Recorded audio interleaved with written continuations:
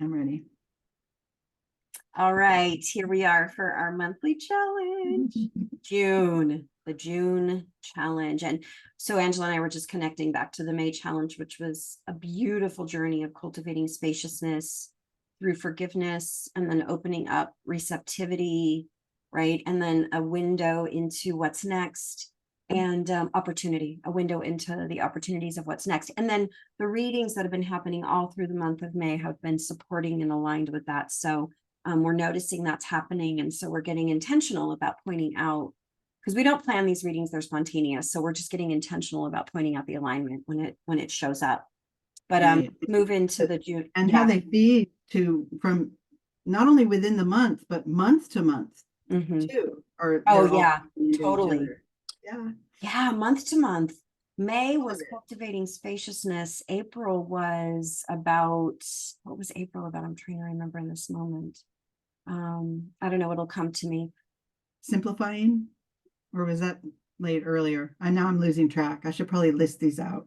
Yeah, maybe we'll do that for the next month. But I know changing up our habits was how we launched the year. Yeah, we'll go back and get present to that next month. Yeah. Because it'll And be a leading off conclusion of of 6 months too. At the end of this month will be a conclusion of the first 6 months of the year. So that'll be good for us to go back and do that. So we'll do that next year or next month. and show how they flow. We've worked on in May on our sort of inner being spring cleaning, right? Clearing space, clearing our energy. Yeah. And we start June with the Divine Mother, Oh, nurturing, goodness. compassion, and grace. And we start with self-care. We start with self-nurturing, self-compassion, so that we can have enough to share with others, right? It starts within you. So you've created the space, you're an empty vessel now.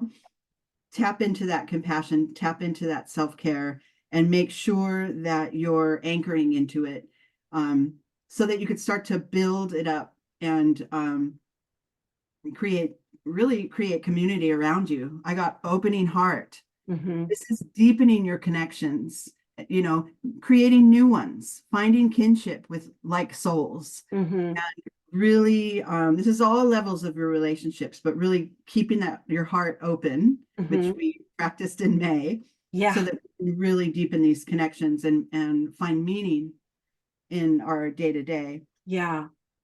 Then I pulled family, and this is not only by blood. This is wherever your Chosen family. safe place, right? Where your allies and your protectors and your friends are, where you can find unconditional love and affection and complete acceptance and safety. Your So it's soul really family.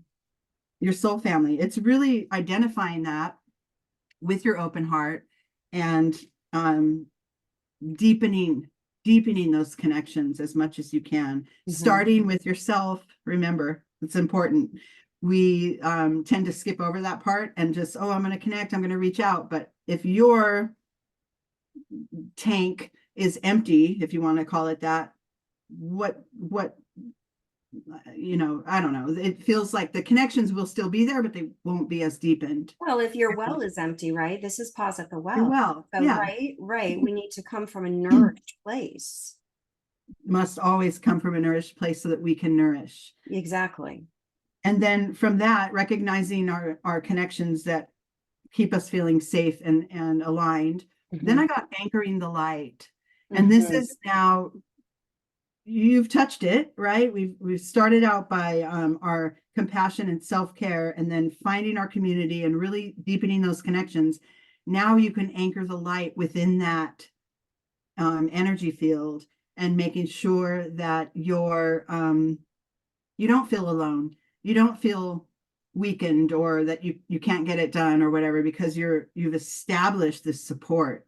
We can also always talk about divine support, but this reading, it feels more more 3D, more earthbound connections that then transform into light that connects us all to the divine.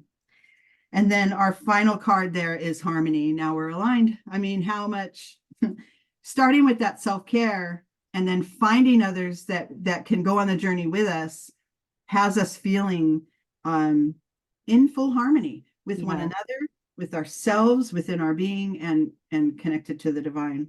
This is a beautiful way to ground and establish some of this work we've been working on, slowing down and simplifying and creating space. And now we get to really anchor it. And well, and it's anchoring in nurturing compassion and care for ourselves, and then coming from that place for others. And that's really, so many of us in the healing field, therapists, healers of all kinds, we're so focused on other people because that's what we're called to be doing, is healing work. But we have to return to heal ourselves. Yes, on all levels too. I mean, parents go through this, and on all levels. People with elderly parents that are preparing to pass go through this because they want to just give and give, but if you don't, take that time to fill your well, then you won't be of much use to yourself or others. So it's beautiful to really solidify the energy that we've been transforming here. Yeah, especially as the journeying out of May was really releasing the ghosts of the past, the death card coming in, and really, really getting present to rebirth and what that allows for. Yeah, which is perfect timing as we conclude spring and move into summer. It's like aligned with the seasons too. So it's perfect. All right, beautiful. Thank you.